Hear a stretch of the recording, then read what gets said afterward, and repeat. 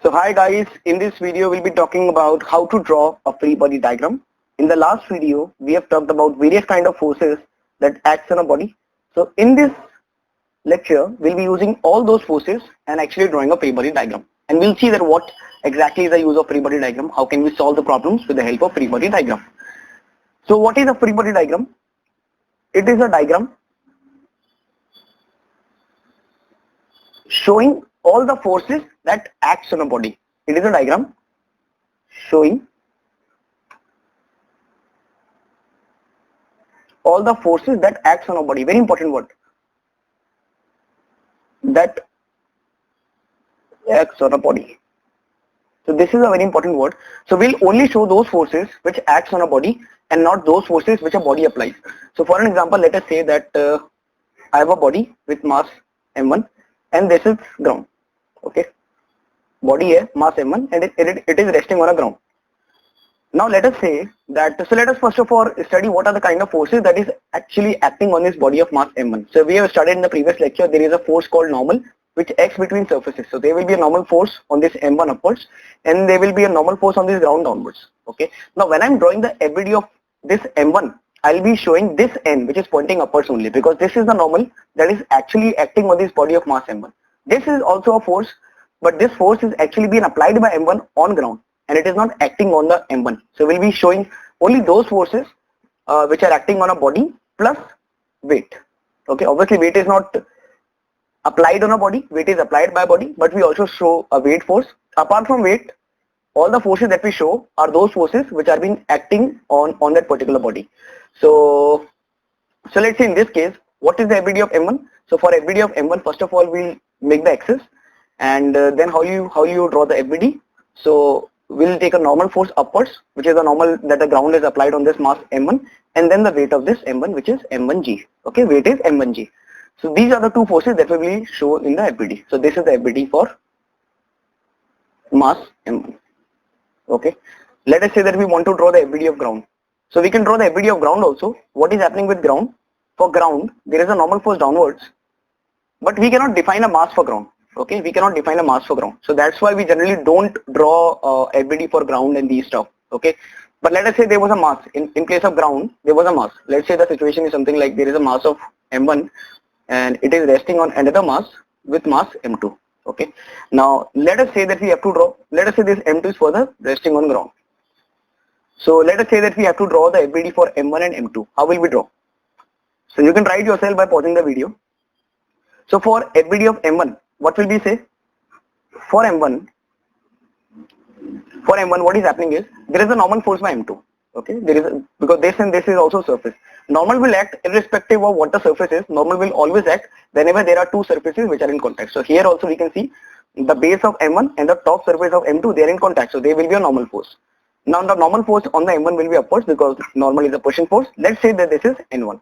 Okay, and then the weight of the body of mass m1. So this is m1g. So this is the FBD of m1. Let's say I have to draw FBD of m2 sorry. So how will you draw the FBD of m2?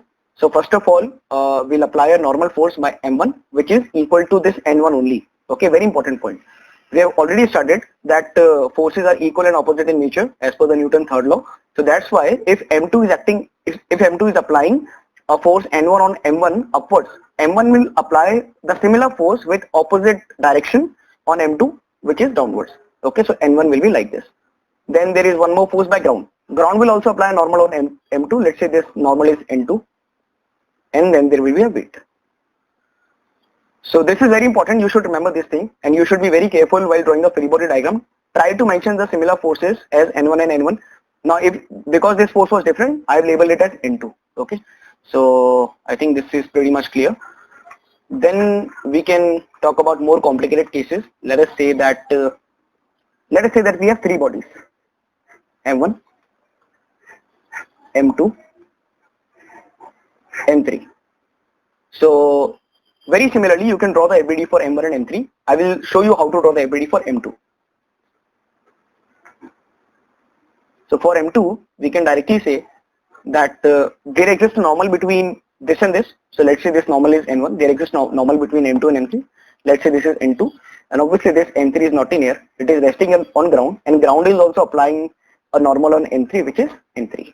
Okay, so for the FBD of M2, what you can say, this is the similar question like previously. So you can say that M1 is applying a normal downwards, which is N1. M3 will also be applying a normal upwards, this is N2, and then there is a weight, which is M2G. So this is the FBD for M2. Okay, just a point to be noted that we are not taking friction into account right now because we have not introduced friction. Otherwise, if there was friction forces, we should have talked about them also. Okay, so right now this is the FBD for M2. Now let us say that we are applying some external force on the same system. Let's say I'm applying a force F here. Okay, now what would happen if I'm applying a force F here? So there will be a force F which is shown. Okay, in the FBD you will also show a force F. Okay, so till now all the FBDs that we were drawing, we were not considering something called acceleration. Okay, we were assuming that acceleration is not there and acceleration is actually 0. Now let us say in real life what will happen? In real life and generally the question that you will see, there will be acceleration. So what happens is that Newton laws of motion are only valid in inertial frames. NLM is valid in inertial frames.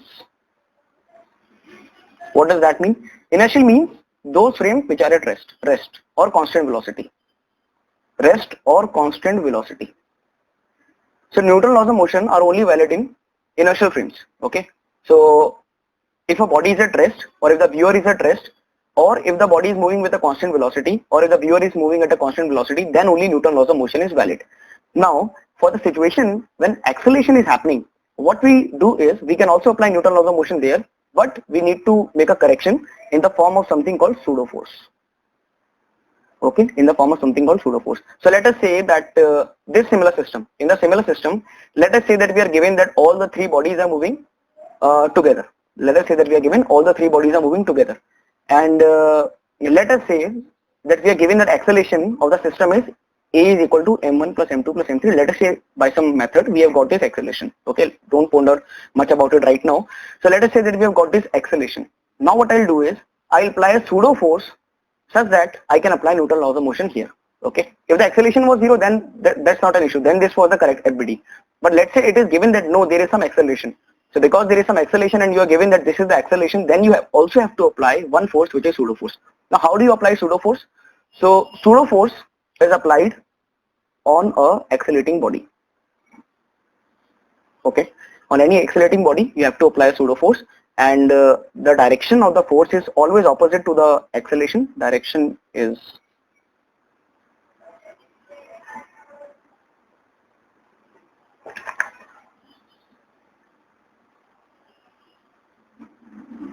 and what is the magnitude? So magnitude is simply MA. Magnitude is simply MA. Okay, magnitude is simply MA. So we are assuming, so what we are doing is what we are doing in physically. So let us say that the body is accelerating by some acceleration A. So we are assuming that there exists some force which is accelerating it with that acceleration. Okay, so we are applying a force which is equal to the mass of the body times acceleration in the opposite direction. So in this case what we'll do is we'll apply simply a force of M2A in the opposite direction, and this is the correct FBD for M2. Okay, so this is even correct when acceleration was 0, because in this case this quantity will become 0 and the FBD will be similar to what we have drawn previously.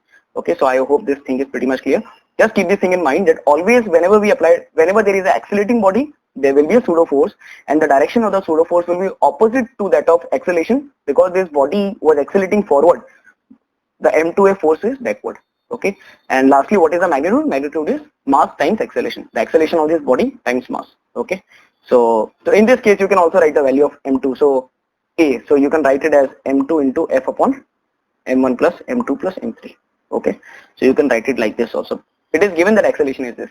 Okay, so we can draw FBD for some different situations as well. Let us say that so let us say that there is something like, okay, this is a wedge of mass capital M, then there is a block of mass small m.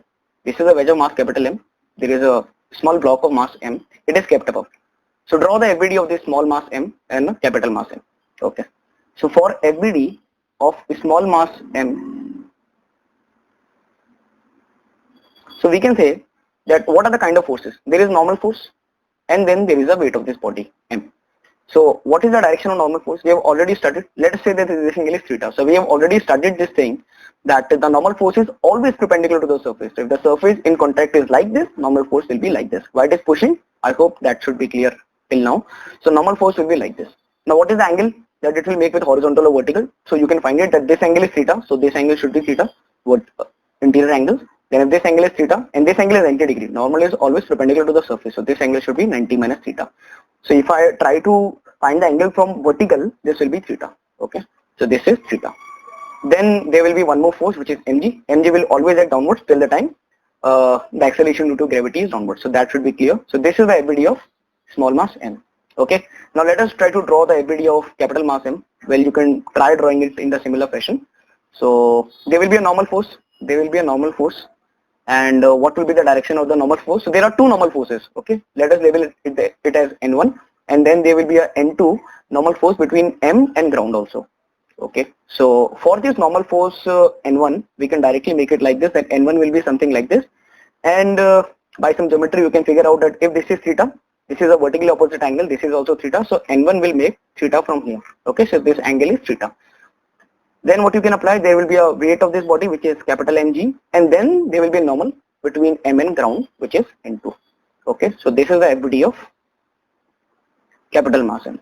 Okay. So we can try drawing FBD of other surfaces as well. So let us try to draw FBD of some other surfaces. So let us include rope now. Let us include rope also. So let us say that we have something like so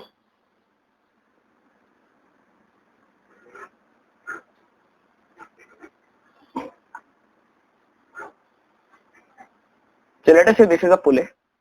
Let us say that this is a pulley and this is a block of mass m1, this is a block of mass m2. Try to draw the FBD of m1 and m2. Okay.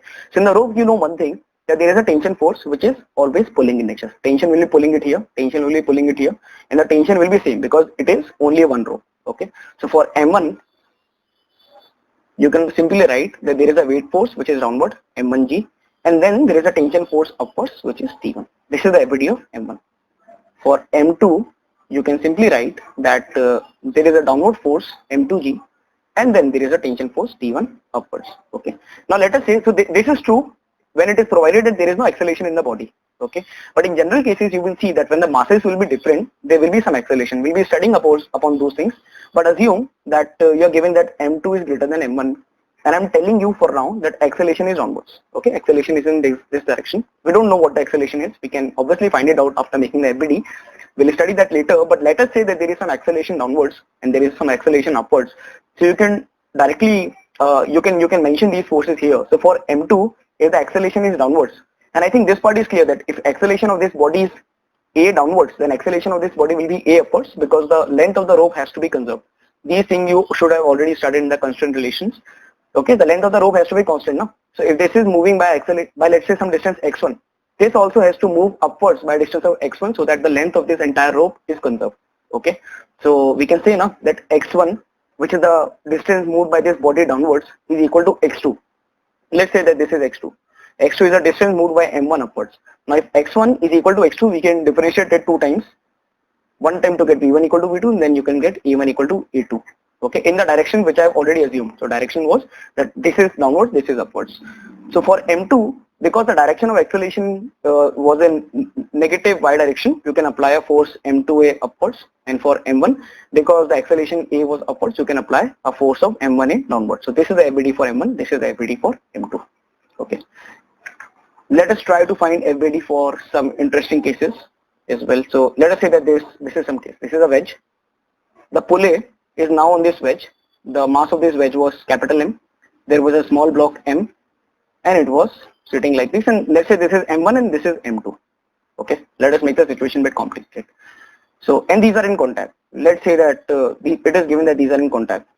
Okay, assume that M2 and M are touching each other, such that there is a N2 here. Okay, and this is obviously resting on the ground.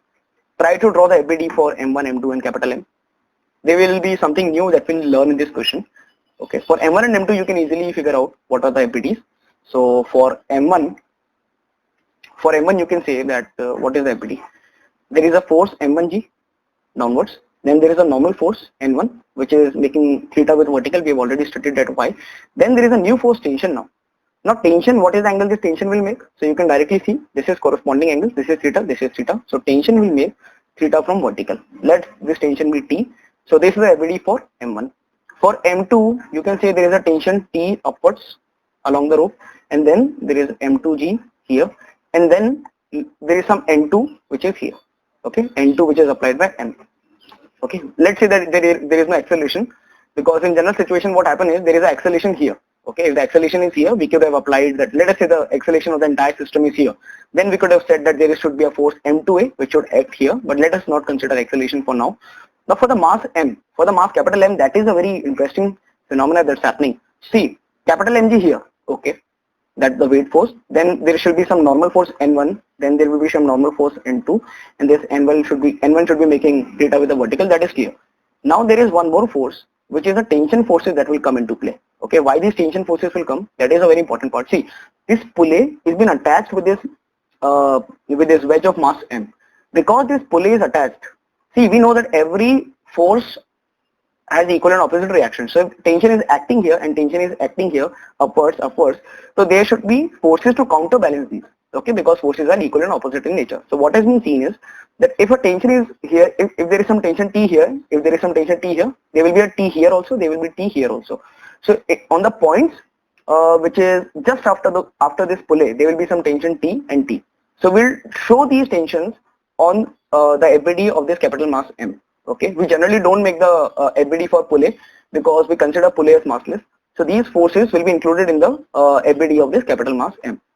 Okay, you can try imagining this, that if this pulley is attached with capital mass M, and if you are pulling this and if you are pulling this pulley is basically a part of the system capital M. Okay, it is basically a part of the system capital M because it is attached with it. So when you are applying T here and when you are applying T here, it is similar to a case when you are applying these forces on capital mass M. Okay, like you can assume that let's say mass is small m dash. Okay, so what we are doing is we are making a FBD for capital M plus m dash. But the thing is that m dash is 0 because pulley that we generally take are massless. That's why these forces will come in the mass plus pulley system. Okay, but pulley is massless. That's why we are not showing the mass of the pulley.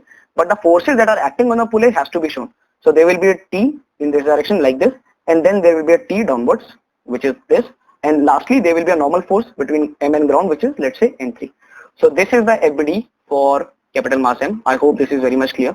Okay, so let us do 2-3 more cases of FBD. We have already started some good cases. So let us say something like this. Try to draw the FBD for this situation yourself. This is M1. This is M2. This is a pulley.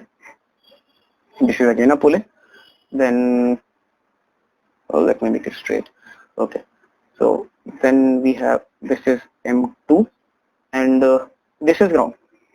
And obviously this is M4 here. This is M3 here. Okay. So this is the situation. And this is ground obviously. So this is the situation. So try to draw the FBD for M1, M2, M3 and M4. Assume that there is no acceleration for now. Okay. Assume that there is no acceleration for now. So for this problem, let us try to draw the FBD.